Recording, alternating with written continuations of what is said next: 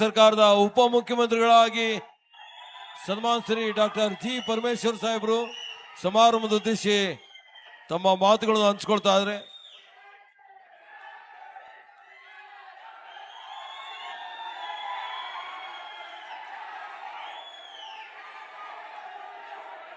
ಪರಮೇಶ್ವರ್ ಸಾಹೇಬ್ರು ಮಾತಾಡ್ತಾ ಇದ್ದಾರೆ.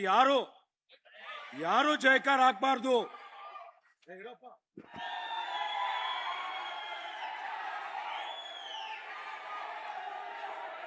ವ್ಯಕ್ತಿ ಪೂಜೆ ಬಿಟ್ಟು ಪಕ್ಷದ ಪೂಜೆ ಮಾಡೋದ್ ಕಲೀರಿ.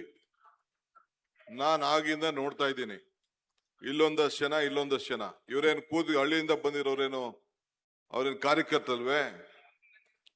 ಸ್ವಲ್ಪ ಗೌರವದಿಂದ ಕಾಪಾಡಬೇಕು. ನಾವೇನ್ ಮಾತಾಡ್ತೀವಿ ಪಾಪ ಕೇಳವ್ರೆ, 4-5 ಗಂಟೆ ಕಾದವ್ರೆ. ತಾವು ದಯವಿಟ್ಟು ಸ್ವಲ್ಪ ನಿಮ್ಮ ಪ್ರೀತಿ ವಿಶ್ವಾಸ ಅಭಿಮಾನ ಎಲ್ಲ ಅರ್ಥ ಆಗ್ತದೆ.